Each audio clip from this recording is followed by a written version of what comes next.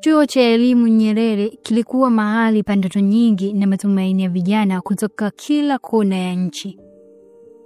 Kulikuwa na watu wa kila tabia, waliokuja kusoma, waliokuja kutafuta maisha mapya na waliokuja kutafuta penzi la kweli. Mwanafunzi aitwaye Zainab alikuwa mrembo, mwelevu na mwenye nidhamu ya hali ya juu. Kila mtu alimpenda kuwa karibu naye, lakini si rahisi kumpata kiurahisi.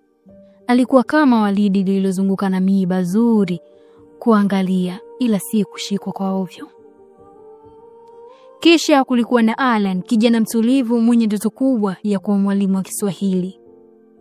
Alikuwa ajishughulishi sana na mapenzi, lakini moyo wake ulianza kutikisika mara alipokutana na Zainab kwa mara ya kwanza kwenye darasa la fasihi. Alan, unaweza kusoma kipande hicho kwa sauti tafadhali? Mwalimu aliuliza. Alan alisimama na sauti yake ikawa tulivu na yenye mvuto.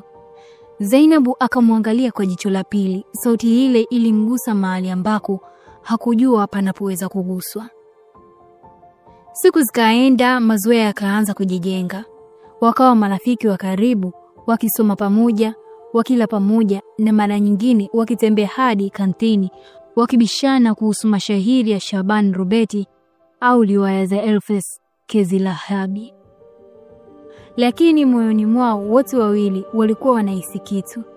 Ile hali ya ukimya inayotaka kulia, ile harufu ya mapenzi ambayo huja taratibu kama upepo wa jioni.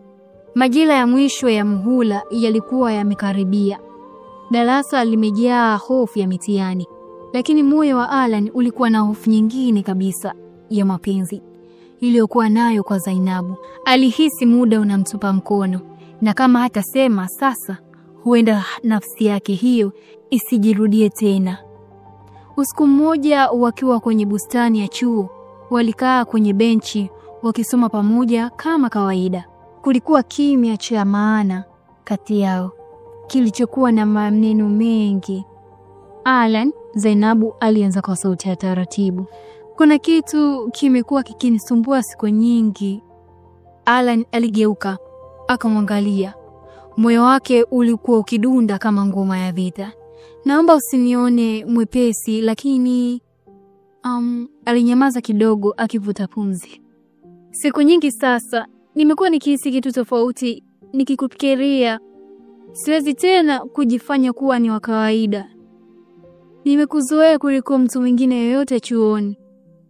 Alan, naona kama nakupenda. Kwa sekunde kadhaa Alan alibaki kimya. Alikuwa haamini maneno ambayo alitamani kuyasema siku zote yametenguliwa. Alishusha daftari chini, akamshika mkono. Zainab, nimekuwa nikihofia kukwambia maneno haya kwa muda mrefu, lakini sasa siogopi tena. Nakupenda zaidi anavyoweza kuelewa. Walitabasamu, ile tabasamu ilijawa na joto la upendo. Mwezi ulitazama kwa raha na upepo ulikuwa laini kama muziki wa penzi lao. Lakini si kila hadithi ya mapenzi huwa laini hadi mwisho. Siku chache kabla ya kuhitimu, habari zilienea chuoni kuwa Zainab amepata nafasi ya kwenda kusoma nje ya nchi. Masomo ya uzamili nchini Canada. Ilikuwa ndoto yake, lakini pia ilikuwa hitimisho kwa penzi lao changa. Alan, siwezi kuacha ndoto yangu, lakini pia siwezi kukuacha, Zainab alimwambia huku machozi yakimlengalenga. Alan akamkumbatia. Usijali mpenzi. Mapenzi ya kweli hayaangamizwi na umbali. Tukiwa wa kweli kwa mioyo wetu, tutakutana tena. Tafuta ndoto zako, nitakungojea. Walikumbatiana kwa muda mrefu. Siku ya kuagana hakukuwa na ahadi ya ndoto wala mipango ya harusi. Kulikuwa tu na imani, matumaini na upendo wa dhati. Miaka mitatu baadaye, uwanja wa ndege wa Julius Nyerere ulikuwa na kelele za watu walipokelewa, na Zainab alishuka na mkoba wake, macho yakimtafuta mtu mmoja tu. Kwenye kundi la watu alimuona Alan. Alikuwa kasimama akiwa na maua mkononi na karatasi iliyoandikwa, karibu nyumbani mwalimu wangu wa moyo. Walikimbiliana, wakakumbatiana kwa nguvu. Machozi, tabasamu na kumbukumbu za bustani ya chuo zilirejea kwa nguvu. Alan, Zainabu alimwangalia kwa upole. Naamini huu ndio mwanzo mpya. Safari yetu ya mapenzi inaanza upya.